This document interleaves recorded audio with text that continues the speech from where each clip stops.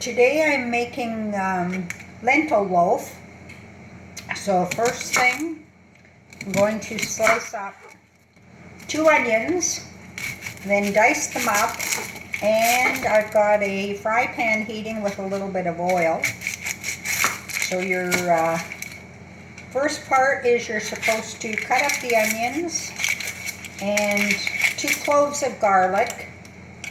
Because I'm using the epicure garlic and not cloves, I don't need to fry that up. But if you're using cloves of garlic, you need to fry that up as well. So I'm going to chop these up and put them in the fry pan.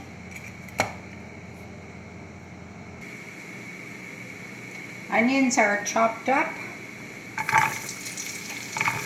going in the pan, and probably take about 3 minutes until they're soft. So I'm just going to fry them up, watch them, stir them occasionally.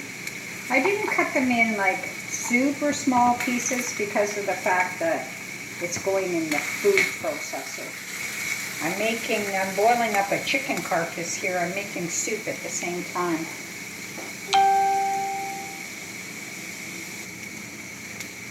Onions are coming along nicely. I'll let them cook for another minute or so while I'm getting the carrots ready. So I peeled a large carrot. I have this chopper. I've had it for years. It's a manual one. I guess you could use a food processor. You could do whatever, but I'm just chopping it up with the chopper.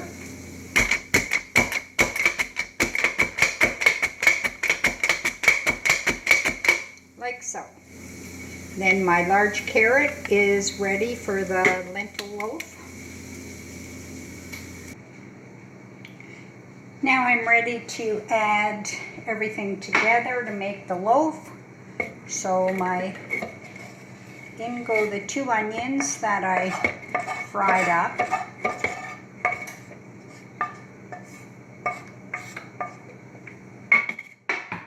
And a cup of rolled oats, 1/3 of a cup soy milk or almond milk, 3/4 of a cup of walnuts, but I'm sure you can use whatever seeds you want, 2 tablespoons ground flax.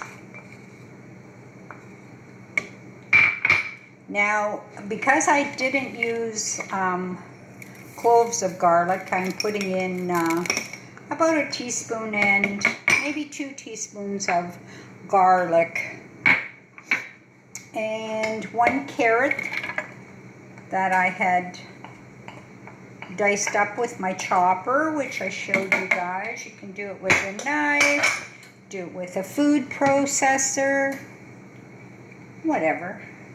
And I'm going to, it calls for 1.5 cups of lentils, but I'm going to only put, I'm going to save about 1/2 cup to add a little bit of texture. So I'm not going to puree the, well, it's a coarse puree, and 2 tablespoons of tomato paste. And tomato paste, I am positive, you could look it up, but I'm positive you could freeze it. So since you have some left in the can, if you're not going to use it right away to make something else, I would just take it out of the can, put it in a baggie, and I would freeze it. So now I'm going to puree everything up. Coarse puree. Everything is, as you can see, it's pureed up. A bigger puree, you don't want it to be too mushy.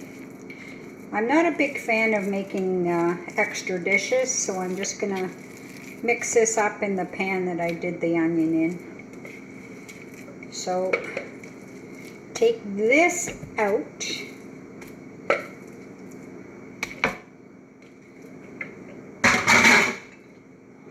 To that, I'm going to add the half cup of lentils that I saved just to give it a little bit of body. I'm going to put about a teaspoon of salt and equivalent amount pepper.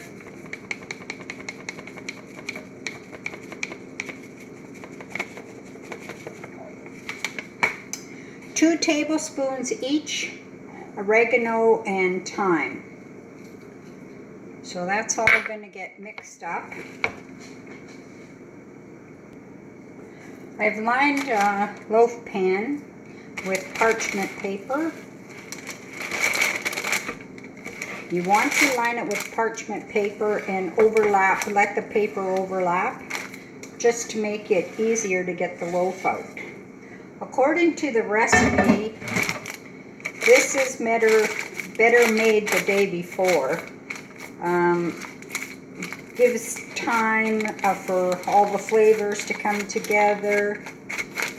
But this is what my grandson Mason is going to have for his Thanksgiving dinner tomorrow, along with mushroom gravy and sweet potatoes. So now this is going to go into the oven 1 hour at 350. Hope you try it out.